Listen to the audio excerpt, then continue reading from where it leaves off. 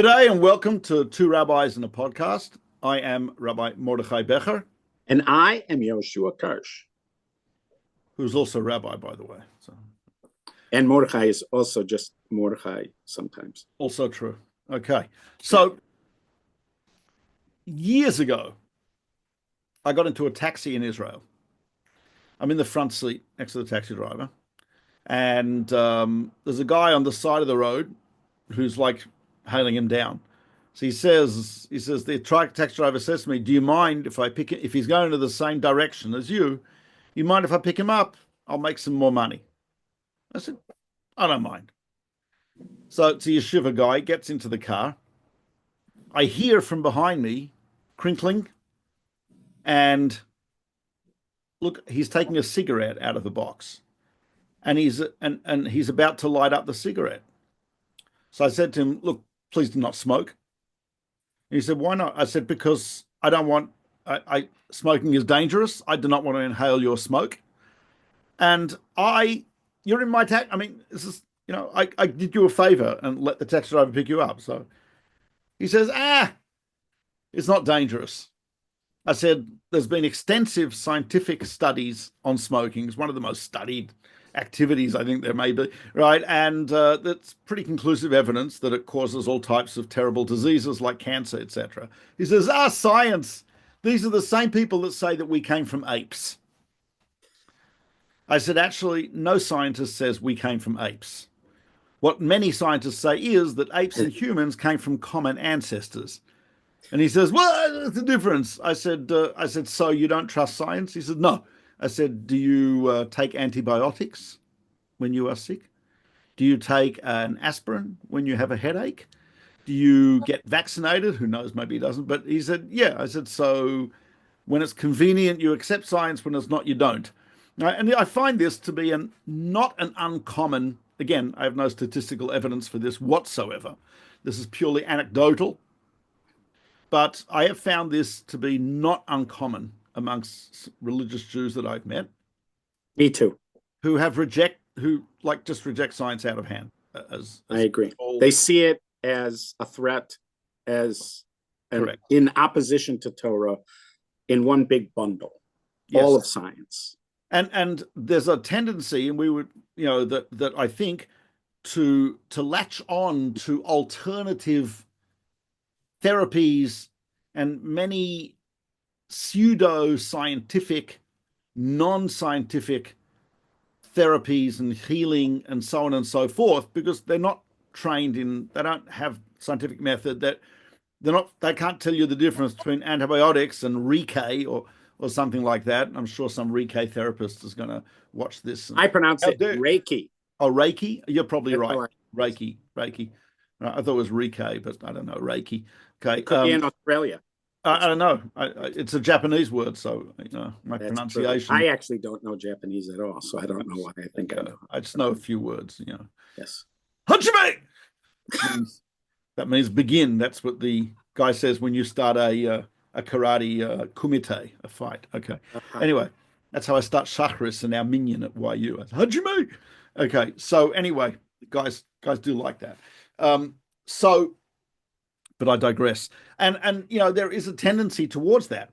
I saw a book not long ago, a few years ago, extolling alternative therapies, not finding any problem with any of them, even though many of them are based on idolatry, Darkei ha'emori, the ways of the Emorites, things which have no logical or statistical basis, which, as the Meiri and the Ramah in Shulchan Aruch says, if there's no statistical evidence for something, or there is no logic behind it, i.e., from a physical, empirical perspective, as opposed to, let's say, spiritual, then that you cannot do it because it's considered Darkei ha'emori, the ways of the Amorites. So, which is a prohibition. People. There was this advertisement for someone who drops molten lead into water to remove ayin hara, remove evil eye from you. I just want to say that one, Rav Scheinberg, there was a woman who did it in Yerushalayim and said she has a Masorah to do it, and Rav Scheinberg told people it's okay to go to her. I remember that. And there's a general thing that it's okay to go You to. heard this from Rav It's not, Scheinberg? it was, I did not personally, but I had friends who went to Rav Scheinberg about it because I told them that you Was should it during be Adar concerned that you about it. told them this? Was it during Adar? No, You it's sure? that there was a woman. I don't know if he's not saying every woman who does April, it. There was was it a April woman who 1st? did it at one time. Yes, That she advertises. Guess what? it's not the same woman now. The medieval German practice. In Germany today, you can buy kits for lead dropping into water. Right? It's a medieval German practice. It has its origins in witchcraft and yeah, whatever. It's people like you that give excellent practices like that a bad name. I am proud to be one of those people. Thank you, Baruch Hashem. Thank you for the compliment. So anyway, having said that, not all of this is obliquely relevant. Can I just pause this conversation for a second? Do I have a choice? Yeah, no. Go ahead. I ask you to go back to the Wayback Machine. Wayback Machine. Imagine. I know what you're going to say. Okay, well, let me set the scene. Please. Let me set the scene. Okay. Imagine young Mordechai Becher, a student at Yeshivas Mishkan HaTorah. Young and immature. There was no difference. If somebody saw you then and heard you talk then and saw you now and heard you talk now, they would think it's identical. They would wonder, what have you been doing the last 45 years? That's what they'd be asking, because it is so similar. You were so similar then. Anyways, go ahead. And Mordechai contracted hepatitis in Israel, which is not uncommon in Israel to get hepatitis, but it was uncommon for one of our friends to have hepatitis. And I was diagnosed by Rabbi Tatz, who was in the Koilo at the time. But anyway, go ahead. I don't know who diagnosed it, but it was clear you did have it. In fact, you had fever. I definitely had it. You had chills. You had tests. A full blown. Definitely had blood tests. And a lot of us had to get gamma globulin shots. Yes.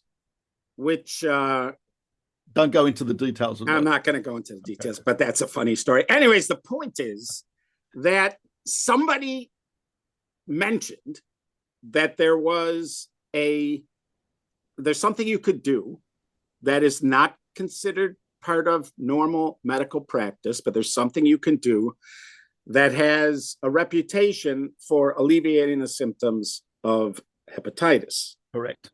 Okay, so I want people to think of all the things they could imagine for a moment. Just imagine, what do you think a person could do to alleviate the symptoms of hepatitis?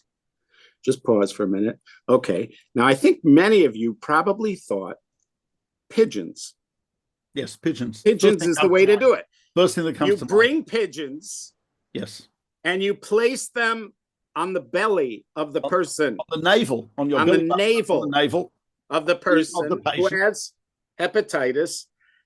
And so we were told, I actually went to Machane Yehuda, to the market, we had to get pigeons. We were told, I don't remember how many, was it 3? I think it was 3. 3 pigeons. And this is like a prescription, like the expert tells you. Yeah, well, describe hepatitis is as to how many pigeons you need. Describe the symptoms, etc. He said, okay, 3 pigeons. If it's very bad, you'd use you might need a lot more. A turkey. No, it's not a turkey. It's just more always pigeons. Okay, right. Yeah. And then we went to Machane Yehuda to get the pigeons. They put them like in a cardboard box, like a leftover cardboard box. We took it on a bus, or maybe it was a taxi. I don't know. We went back, and this guy shows up straight out of Mea Shearim. Yep. Somebody we don't know. You're a Shalmi guy. Yeah, you were a Shalmi guy. Very traditional gentleman. Right. And we watched what happened. You didn't just watch. Yeah. Guys in the apartment had stopwatch, had a timer on their watch. They were timing how long it would take for the pigeon to die. See, that's part of it. People were watching. Not know it, but people were watching to make sure. The person watching to make sure that he didn't break its neck. Yeah, we had to make that was like you're checking to make sure. Because what happens is suspected that he choked it as he put it on the But we neighbor. were watching carefully to see that he wasn't. But Very hard no. to detect. Very hard to detect. But So he okay. places the pigeon on the navel of the infected person, who was Mordecai in this case, Right. and then it dies. It like It dies. suffocates in front of you. It dies, and then he takes the next one, and it dies, and then he takes the third one, and it died, and then he said, "That's it." And tell me, Okay. tell all of us, did you feel better the next day? I did not feel better. Oh my God, your fever went down. It did not. I took bilirubin test before the pigeons. Oh my I took a God, bilirubin test before the pigeons. History. I took a bilirubin test after the pigeons, and the bilirubin stayed the same.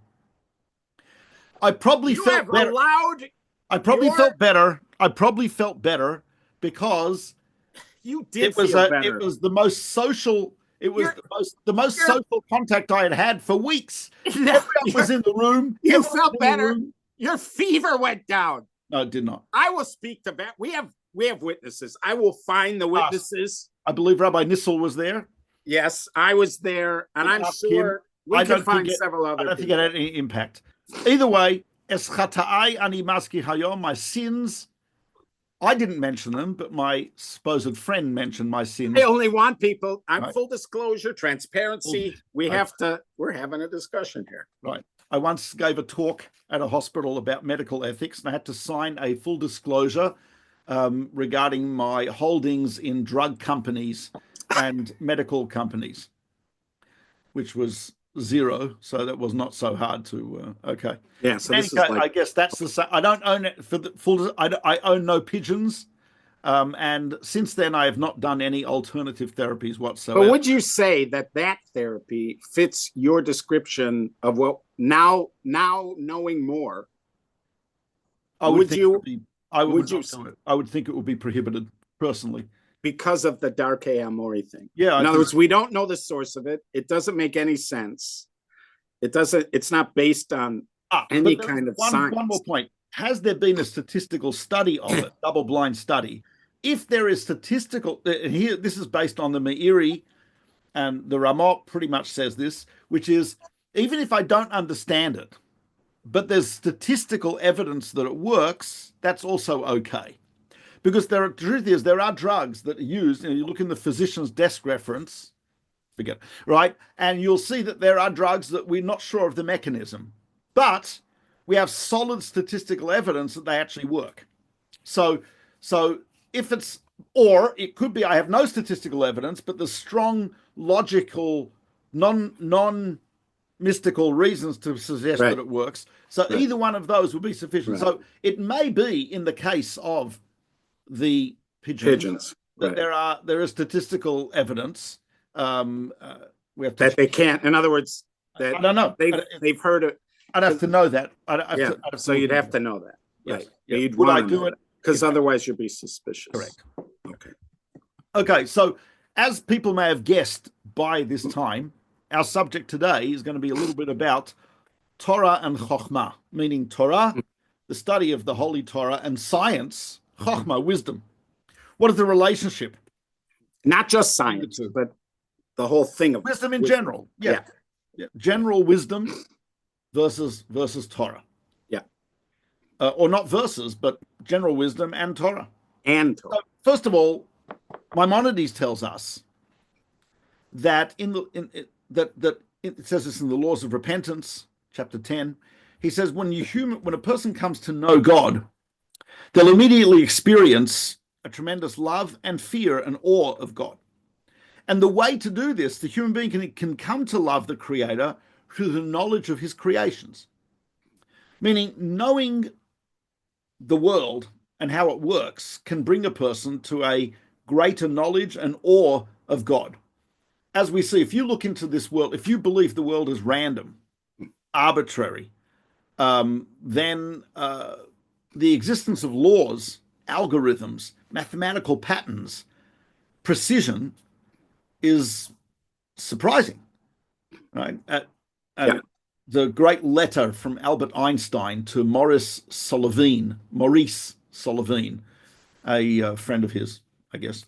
And he writes in the letter, he says that um, the most incomprehensible thing about the universe is its comprehensibility, That we can think like it, or that we can understand it. that we can understand Yeah. it.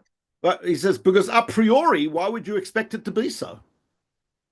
Yeah. Now, if you come from the perspective of Torah and belief in God, I would expect the universe to be somewhat comprehensible because I was created by the creator of the universe who wants my mind to be in tune with that, and he's he communicates with us and so on. So one aspect is to understand God, the creator, through his creation, which makes sense.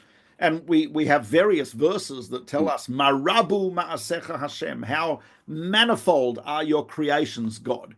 We say that every day in our prayers. On Shabbat, we also say, Magadlu ma'asecha, how great are your creations.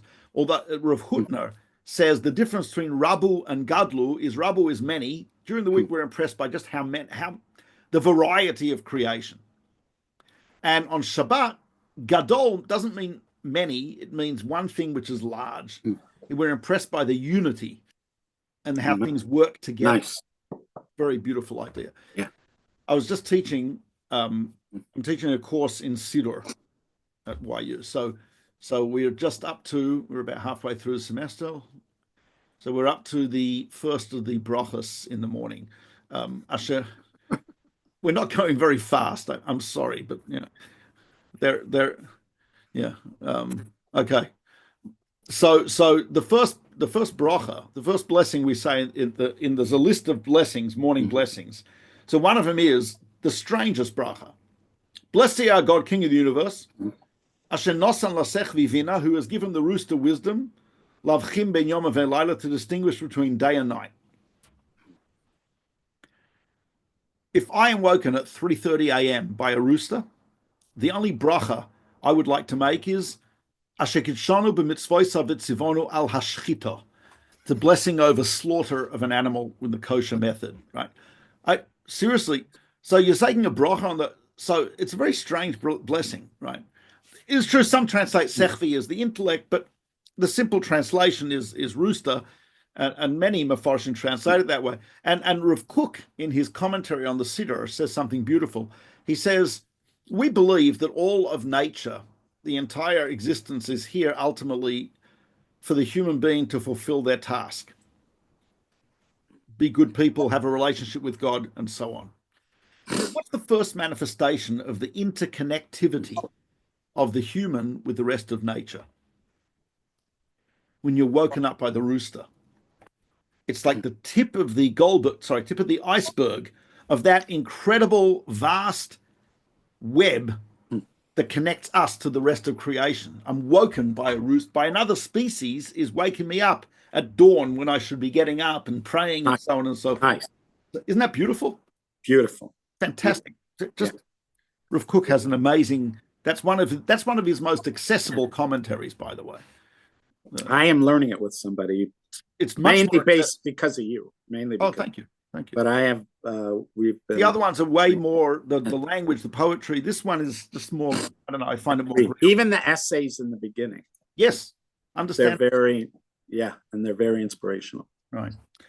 So that's one, and as Stephen Hawking, in his Brief History of Time, puts it, he says the whole history of science has been the gradual realization that events do not happen in an arbitrary manner, but they reflect a certain underlying order, which may or may not be divine. Now, he did not believe it was divine. But if you don't believe it's divine, you have to struggle to understand why there is order, why it does make sense. And for us, that book, The Gift of the Jews? The Gift of the Jews, yes. Yeah. So he makes this point as one of the gift of the Jews. He said, without monotheism, without science would not be possible. Something like that. Yeah. 100%. I mean, I think the assumption that the world makes sense and that there's a uniformity, there's a unity to things, is based on monotheism. It's based on monotheism. I once heard from a commentary on the Gemara from Rabbi Dr. Moshe Tendler, who was a great Torah scholar, son-in-law of Rav Moshe Feinstein. He was a Rosh Yeshiva at Yeshiva University, and he had a doctorate in biology and was head of the medical school. And he was the Rav of a large shul in Monsey. So quite an impressive person. And he had a really good golf game, I heard. I have not heard that. I just made that up. But it seemed like you should add that. You should, right? So he explained there's a Gemara in Shabbos 75a in which Rav says that if you pull a piece of thread to pull a garment together on Shabbos, you've transgressed a prohibition. And then in the very next statement, it says that one who speaks to a magus, that's a Persian magician, etc., it forfeits his life. You cannot even talk to one of these guys. And then the next statement is that one who knows how to make astronomical calculations and does not do so, you should not speak to him. Then the next statement of the Gemara is one who knows it is a mitzvah to make astronomical calculations. It's like, what has one got to do with the other? Don't pull a thread to pull a garment together on Shabbat, because that's putting the finishing touches on a garment. Don't talk to a magus, a magician, a Persian magician. Don't talk to someone who knows how to make astronomical calculations and doesn't do so. And it's a mitzvah, it's appropriate to make astronomical calculations. Rav Tendler brilliantly pulled the thread that tied them all together. He said because Rav is saying that even he says, when the garment comes together, pulled together by a thread, that turns it into a complete unified garment. He says the magi, or the magi is plural of magus or whatever. I think magi. Yeah. Roman walks into a bar, says, "I'd like a martinis, please." Bartender says, "You mean martini?" He says, "If I want two, I'll tell you." Nice. Another one. Roman walks into a bar and he says, "Give me 5 beers, please." Anyway, that's only worked on YouTube. What? Yes, you can. For those who are listening on Spotify, he gave the V sign, the victory sign with his fingers. Right. Held up two fingers. Okay. All right. You have to explain it. Okay. Yes. All right. But they're not watching. How would they know? So to speak to a magi, what do the magi do? They're idolaters. They're polytheists. They split the world into multiple powers. Hundreds, thousands, or sometimes just two, but they split things apart. They don't pull things together. They split things apart. What's something that pulls everything together? Astronomical calculations. The person who knows how to make these calculations doesn't do that. That means he's keeping it to himself because he wants to use that knowledge to gain power over people like those ancient magicians did. And he says, therefore, it's a mitzvah to make astronomical calculations for a few reasons. A, it takes power away from the idolaters who prey on people's superstition, shock, and awe. And they say, if you don't give me your money, the god of the sun will blink tomorrow morning, which is an eclipse. If you were in elementary school, right, and you were, walked around with held the flashlight, the basketball, and everyone walks around pretending the planets. Did you do that in America? We did. We did that in Australia. So we had basketballs in America, by the way. Oh, okay. Yes. So you had an American teacher one time. Didn't you say he used to put his foot on the desk and just eat bread? Yes. He was a basketball player. He used to put his feet on the desk. We looked at him as such a stereotypical American. He'd lean back in the chair with a loaf of bread, eating the entire loaf, and with his feet on the desk and teaching. And that was an American to you. That's it. This guy is classic American. Couldn't that go? I don't even remember his name. It was in 11th grade. Okay. His name was Bernie Dignan. Okay. Yeah. And I'm sure he taught you a lot. Maybe, yeah. I actually don't even remember the subject that he taught. Could it be astronomy? It might be astronomy. It was not astronomy. Could be. No, that was Mr. Kolmeyer, who was a Sri Lankan. Anyway, and then we are told that it's a mitzvah. It's appropriate to make astronomical calculations. Why? Which would be the science of it, not the... Exactly. It's the science of it, because what you are doing through that is showing that the universe has a thread that pulls it all together. It's Okay. logical, it's Yeah. mathematical, Got it. it's beautiful, it's ordered, it's not arbitrary, etc. And hence, so it's a great shot in that Gemara. Yeah, I like it. Pulls all three of them together, and just not only literally but metaphorically. It's just like it's fantastic. Anyway, So far, if I had to yes, summarize what you've been saying so far, yes, you're saying that you're giving examples of chokhmah in service of Torah, or how it can be connected to Torah sure, and further Torah, something like yes, that. Okay. yes. And Yeah. one more aspect, because here it furthers emunah, my belief. Stephen Jay Gould. Um, You're just quoting the atheists, just ripping them out. well, he's not an atheist now. I think he's dead now. Exactly. That's true. You're making a good point. He's definitely a believer in God now. You're making a very good point. I'm sorry. So anyway, Stephen Jay Gould, Jewish, by the way. Yes. Right, they say Rabbi Lord Jonathan Sachs, Oliver Shalom, used to say, he once said in a class, he says, all the best heretics are Jewish. So someone asked him, what about Darwin? He says, that was a genetic aberration. Anyway, he used a better term, genetic. Yes. Okay. Anyway, Yeah. so now Stephen Jay Gould has a book called Unraveling the Rainbow. He basically says the basis for belief in God is that people look at things and don't understand them. They look at the rainbow and they say, oh, it must be God. He says the more we explain it, the more we unravel the mysteries of it, the less the reason there is to believe in God. I would say, au contraire, punkt verkehrt, adarabba. Adarabba. Because the more we understand that there's a logic to it, that the fact that it's round and the colors and the wavelengths and so on and so forth, right? That, on the contrary, gives me greater reason to believe in God. Yes. Okay. And so that's one area. There's another area of which science and chokhmah serves the Torah in a much more pragmatic way to understand Torah. For example, there's a fantastic book. I don't remember who wrote it. It's called The Science Behind the Mishnah. Excellent. Bought it for my grandson. Uh-huh. I learned Mishnah with him. Your grandson is like 6 years old, and you bought him a book, No, The he's Science 11. Behind the Mishnah. He's 11. He's 11. When did you buy it from? He's 11 a few months ago. He's 11, and Yeah. he's reading a book called The Science Behind the Mishnah. Yeah. Yeah.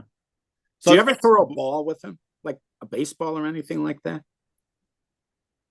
Yeah, actually on Sunday. Oh, okay. All right. Then you're excused. Okay. Okay. Anyway, so because we were calculating the vectors of the anyway, but it's a fantastic book, Science Behind the Mishnah. And when you learn, let's say, Zroim, which is all about the agricultural laws of the Torah, if you don't know much about agriculture or botany, you'll be lost. There are other areas of the Mishnah, right? You have to know science, right? In fact, Rabbi Yisrael of Shklov, who was one of the great students of the Gaon of Vilna, who led the settlement of Tzfat, right? Students of the Gaon of Vilna he sent to Israel, and many of them settled in Tzfat, in the north. Beautiful city. And so Rabbi Yisrael of Shklov has a book, Pe'as HaShulchan, which is his addition to the Code of Jewish Laws of Israel. In the introduction, he's got an amazing biographical material about the Gaon of Vilna, as well as autobiographical material about himself and about the settlement in Tzfat, what they went through. It's just a fascinating thing. A lot of people skip introductions. I remember I love introductions to books. It's great. There was a Rebbe at YU used to give a course in introductions to Sfarim. Takdomas of Sfarim. Fantastic idea.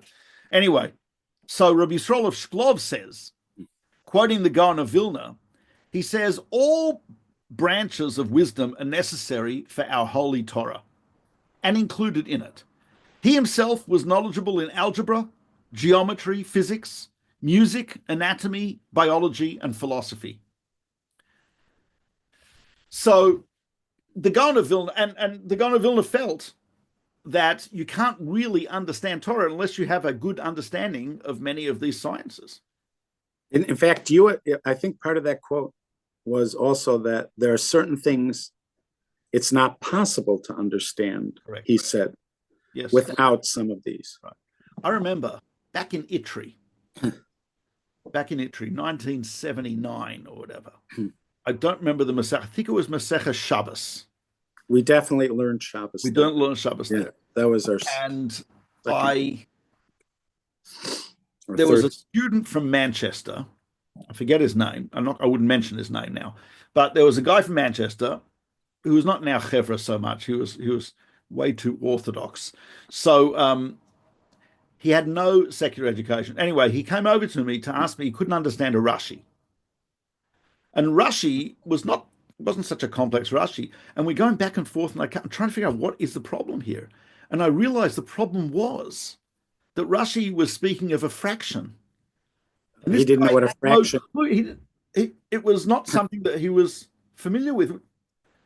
Third grade, I don't know what grade you start learning fractions, but he was completely unfamiliar to the guy that there's an idea of the fractions, and Rashi was dealing with fractions, and unbelievable. So I had to explain to him. Took out a piece of paper, and so that was a classic case going to Vilna, right? And we're not talking about advanced mathematics here. Right. So yeah, you need that stuff to. So that's another idea. And Rabbi Samson Raphael Hirsch. So I'm going to read the quotes in Chorev 575.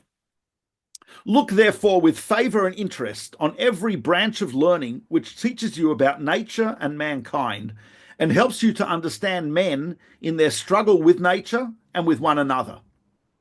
That is to say, knowledge of nature and history. The more enlightenment you gain on these subjects, the clearer will be your insight into the Torah. Great statement, beautiful statement. Of course, in his curriculum in the school in Frankfurt, science was a part of the curriculum, as was literature and history, poetry, so on and so forth. So it remains chachma. In other words, it's not Torah. Just because you're using math, you're using algebra, you're using geometry to understand something about Torah, that still remains chachma. It still remains. It's not Torah. Like certainly what it sounds like. Yeah. Right. You wouldn't make a bracha before exactly studying math. You could review your math before you said the blessings over Torah. Right. And it would never need, even though you're going to use it to understand Torah, and in some ways you couldn't understand Torah without it, it never becomes Torah. It remains chachma. Right. I remember and there's qualitative,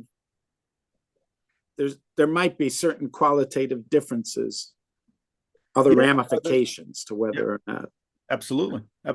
For instance, go ahead. I wanted to get a chance to do that. Oh my God. I have to.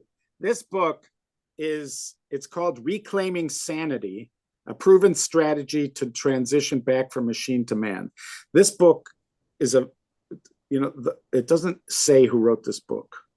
That's good. But apparently this is an adaptation of ideas from Eckhart Tolle, but written in a way that could be appreciated by a frum audience. So they're taking sort of Eckhart Tolle and translating it for a frum audience. And if there was anything not kosher in Eckhart Tolle, I don't know if there's something not kosher.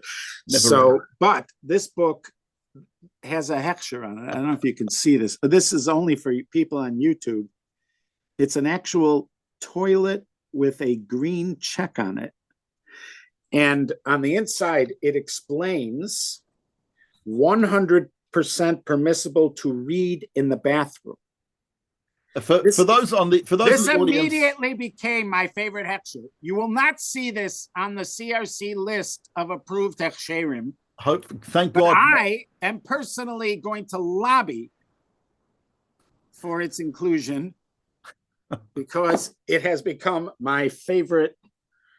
For those listening who do not understand the context here, according to Jewish law, because the Torah the written Torah, 5 books of Moses, 24 books of the Hebrew Bible, the Mishnah, the Talmud, Code of Jewish Law, Maimonides. That's all holy. Because it is holy, we don't bring these books into the bathroom. We don't study and read them in the bathroom because we associate the bathroom with it's not honorable, it's not dignified. And so to bring the Torah into such a place not appropriate. So this enterprising author felt that it would be a good idea to put a little symbol on the book that it's actually allowed to be read in the bathroom. I find it, I don't know It's my why, favorite hechsher. it disturbs me so much. Otherwise, what was your favorite hechsher before It this disturbs one? me Did you so have much. a favorite hechsher? Do I have a favorite hechsher? Yeah. Okay.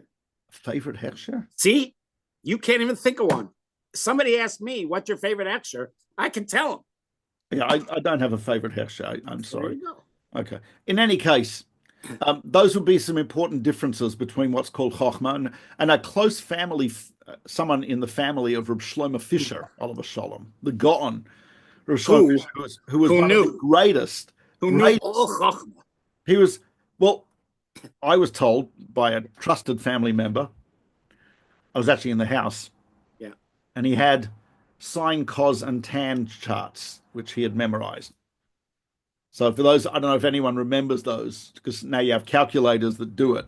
But sine, cos, and tan, right? And he apparently memorized that. And I was told that he used to memorize these, formulae as well, and Advanced mathematics. advanced mathematics. Yeah. I was once, this was my second year in Itri, and Akiva Turk, now Akiva Tor, and I were learning Former Kuzari. Israeli ambassador to Seoul, South Korea, Yes. to The Hague, San Yes. Francisco. Yes. Yeah. Yes. So he and I were learning Kuzari during the, I remember that. Storim in between the breaks, between the Seders.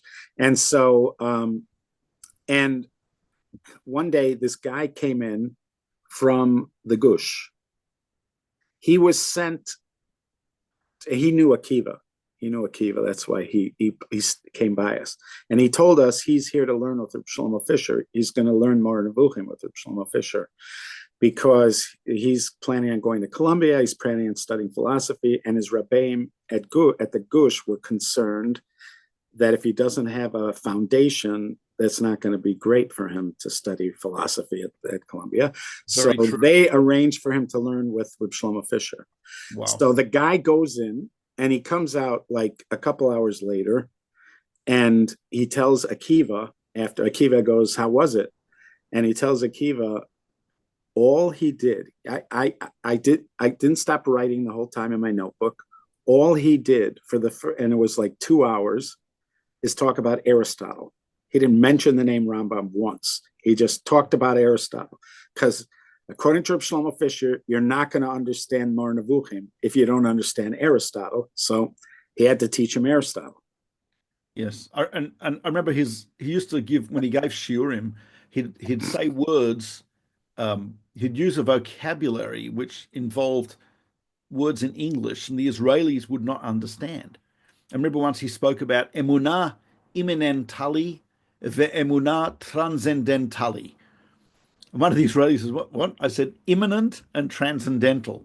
And he says, Maze bichlal. Right? So like he just no idea. So yeah. Plus, he was like from Me'asharim, and Yeah. He hardly ever left. He lived in the yeshiva practically. It's Yeah. not like he went to had 2 university. rooms in the yeshiva. He didn't go to One with his university. bed and one with his sforim, and he would go home for Shabbos. Yeah. Yeah. He did not go to university, but he knew everything. It was unbelievable. Anyway, so having said that, there's also there's a very interesting statement which was your idea that we should discuss this. But the statement is in the Medrash Rabbah in Eicha. So in the scroll of Eicha, Lamentations, there's a verse that says Malkeha v'sareha bagoyim ein Torah. The Jews, it's lamenting the Jews going into exile. It says Malkeha, her kings, v'sareha, like the city of Jerusalem, her kings and her ministers are amongst the Gentiles, Ein Torah, there is no Torah. Now, the simple reading of that verse is that the ministers of the princes of Torah of the Jewish people, the Sanhedrin, the prophets, the kings, they're all in exile. That Jerusalem is devoid now of Torah. That was the lamentation of the exile. But the Medrash reads it in a different way. It reads it this: Bagoyim ein Torah. Amongst the nations there is no Torah.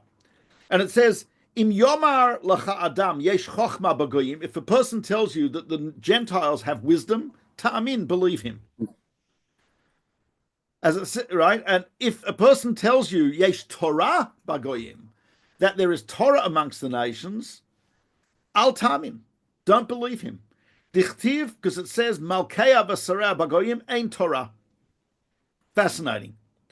But it's a little hard to, it's hard to understand. What does that mean that a non-Jew is not? I mean, does it mean that I should not seek out my understanding of Torah from, like, for example, I teach Pirkei Avos between Pesach and Shavuos. Been doing it for years. There's actually I don't use this, and I could be put in cherem for even so. But there was a Christian priest called Travers Herford, R. Travers Herford, who was an aficionado, a scholar of rabbinic literature, and he wrote a commentary on Ethics of the Fathers. So according to this, I should not look. I mean, I do look at it for historical tidbits because he was a bit of a historian as well, so I like the history component. But I feel that it means I should not be learning Torah from someone to whom Torah is not holy. Right. It's like there's a Rav Hildesheimer, I think it was a Rav Hildesheimer maybe, was asked how to explain the fact that they couldn't, that you're not allowed to teach Torah to a non-Jew, to a Gentile. There are restrictions on teaching. And his explanation was that because the Torah is an instruction of how to live your life, it can never be studied as a purely theoretical area of knowledge. It's not just another wisdom. He says, therefore, only someone who is obligated by the Torah, only someone whose life and every component of is directed by the Torah should be learning Torah. Because if otherwise, it becomes theoretical. It's like a comparative religion 302, right? Not appropriate. So maybe, is that what it means? Or does it mean that if a non-Jew comes up with an insight into the Torah, I cannot accept it? What does that mean? I hear. I'm not sure. Like what? Hard to know what it means. Because you might have somebody where you're wondering about something. Yeah. And he said, you're just wondering out loud. And he says, well, it could mean this. And then you think about it and you go, yeah, it probably does mean this. And now, am I not was that wrong? Was that wrong? He tried to. Yeah. Can I mention the fact that your tours in Israel, or my pastor's tours. So, Rabbi Karsh goes to these tours in Israel. A travel agent, I believe, hires you. She is from my. She was originally from our shul in Northbrook. She is a Shomer Shabbos. She's a frum woman, but her niche business is providing tours to Israel for Christians. These tend to be evangelical. They are always pro-Israel kind of evangelicals. Mm-hmm.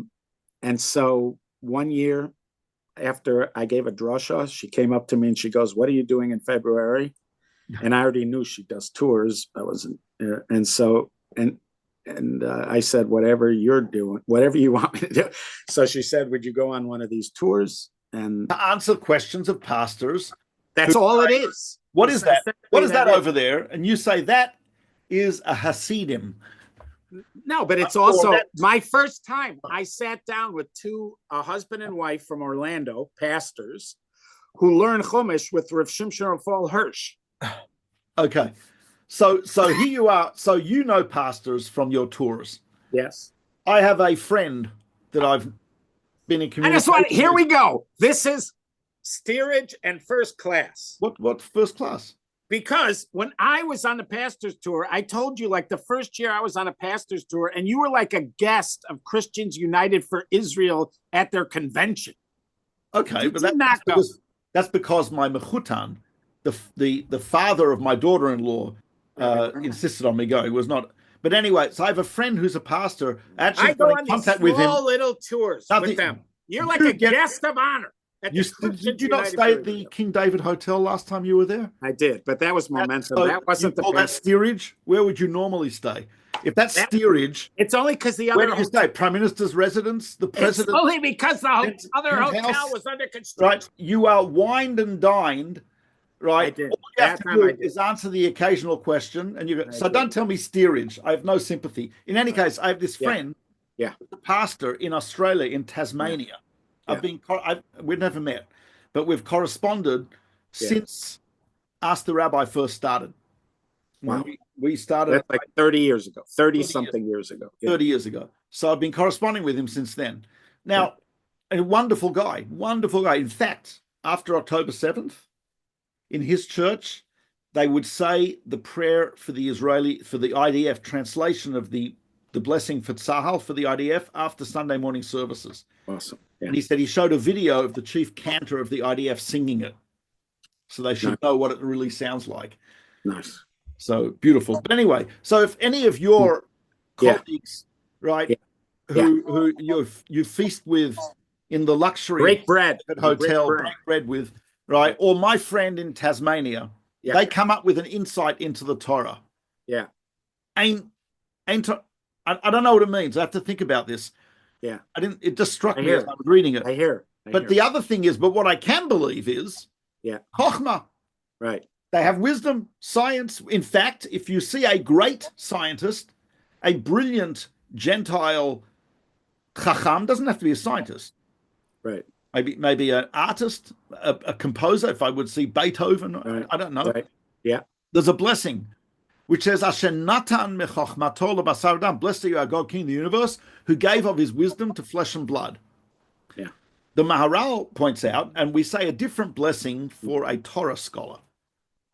The blessing for the Torah scholar is, blessed are you, our God, King of the universe, Asher chalak mechochmato, who divided up his wisdom for humanity, for flesh and blood. So the Maharal makes a point of saying that the wisdom of Torah is on a different, qualitatively different level than the wisdom of science, etc.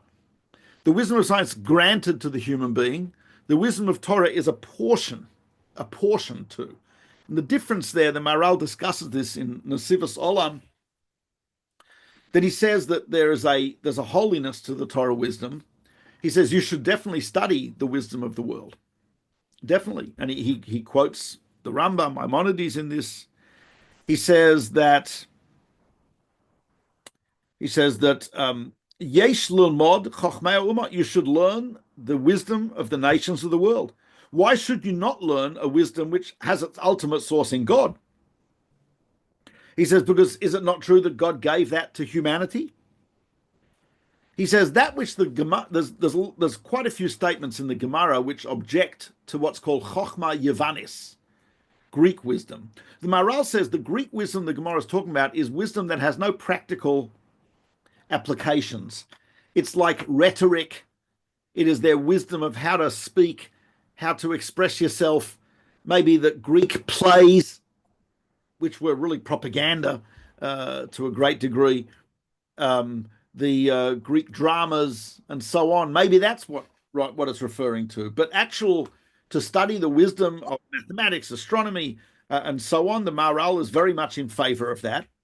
But he says it has to be distinguished from the Chochmah of Torah.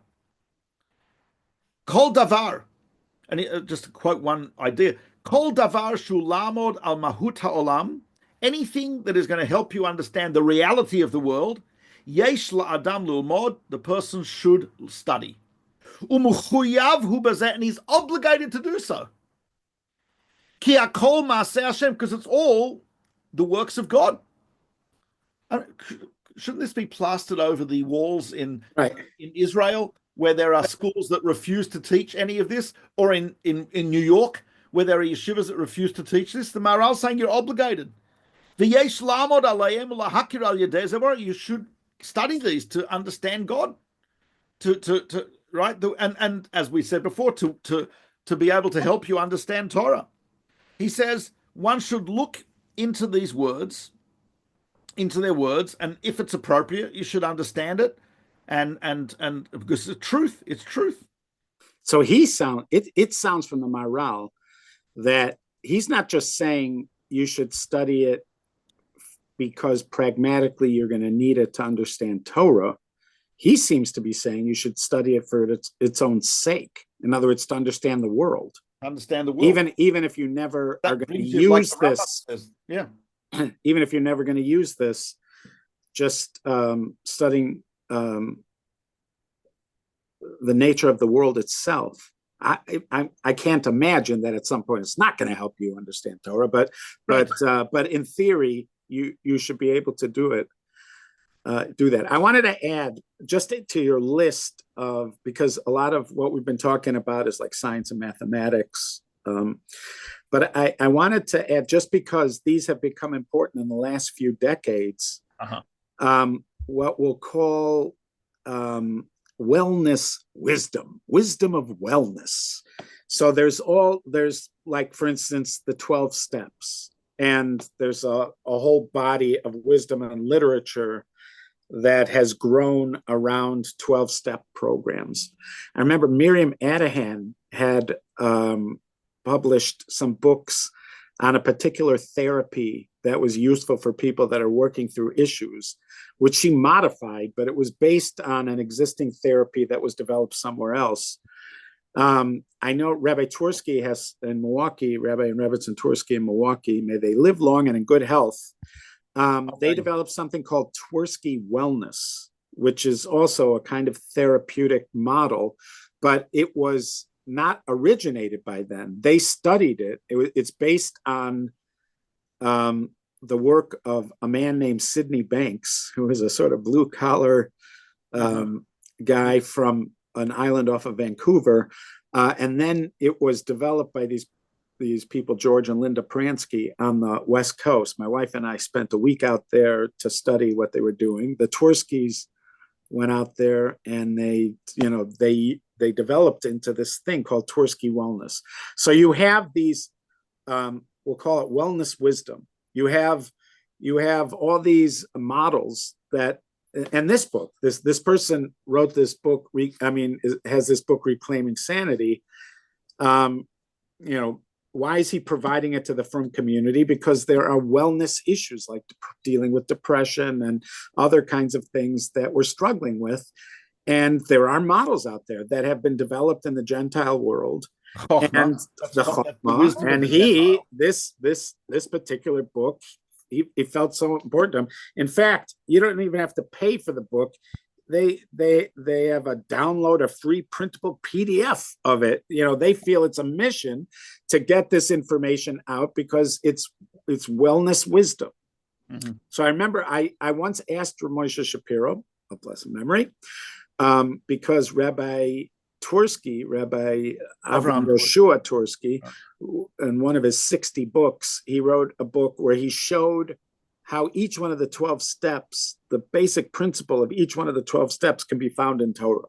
Mm-hmm. So I asked Moshe, does that mean that the 12 steps are Torah? And then he laughed and he goes, no, it's Chokhmah. He said, Hashem provided a refuah for the makkah. The makkah was, alcoholism and drug abuse is a terrible scourge, in the world. And so just like there's a makkah, like a plague, there Hashem has to provide the refuah. So he sent the refuah.